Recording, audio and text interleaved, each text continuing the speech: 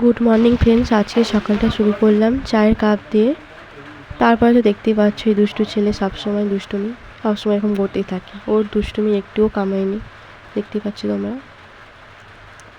তো আমি আজকে ঠিক করেছি আমার কিছু সময়, কাজের সময় তোমাদেরকে শেয়ার করতে চাইছি। যেমন ধরো আমি রান্না করছি, তোমাদেরকে একটু দেখাতে চাইছি কি রান্না করলাম আজকে। তারপর তো গোলুর সব রকম কখন কি করছি তোমাদেরকে সেটা দেখানোর খুব ইচ্ছে, তাই জন্য দেখাবো। ঠিক করেছি আজকে কিছুটা, প্রথম যেহেতু ভিডিওটা আজকে করছি কিছুটা হলে চেষ্টা করবো দেখানো, কারণ আমি কখনো করি না, আমার মানে অভ্যাসই নেই এগুলো করা। তো ফার্স্ট আমি শুরু করেছি যেহেতু, সেই মতো দেখো। প্রথমে বললাম তোমাদেরকে রান্নার ভিডিওটি শেয়ার করব, তো সেই রকম প্রথমে হবে পটল ভাজা হচ্ছে কড়াতে এখন। এরপর ঝোলে সবজিগুলো সব রকম কেটে নিয়েছি, এইসব সবজিগুলো দিয়ে ঝোল করব আমি। তো সেরকম সবজিগুলো কেটে নিয়ে ধুয়ে রেখে দিচ্ছি থালার মধ্যে। পটল ভাজাটা হয়ে গেলে তুলে নেব এবার।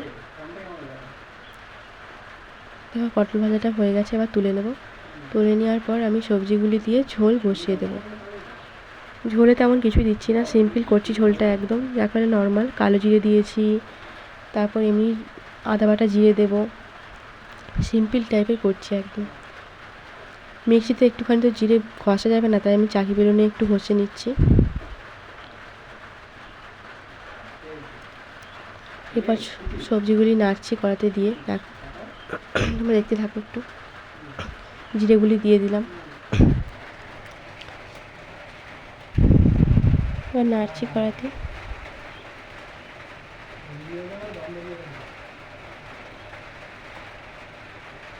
গ্যাসের ফ্লেমটা একটু কমিয়ে দিলাম, পুড়ে যাবে তো ওই জন্য।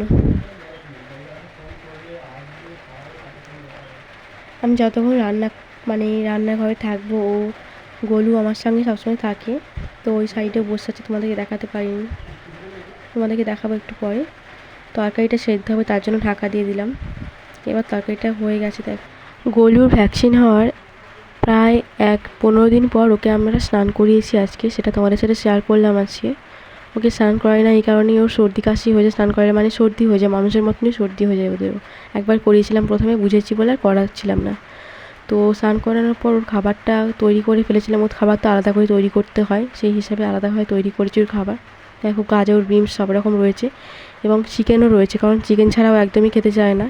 তো সেইভাবে চিকেনের মেটে এগুলো দিয়ে ভালো করে ওকে খাবারটা মেখে দিলাম। এবার ও স্নান তো হয়ে গেছে, ওকে খাবারটা দিয়ে দেবো। দেখো আমার হাতে থালাটা দেখে কেমন করছে।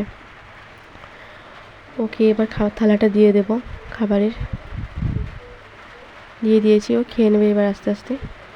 আজকে ভিডিওটা এই পর্যন্তই, আবারও আসবো কোনো নতুন ভিডিওর সাথে। বাই বন্ধুরা।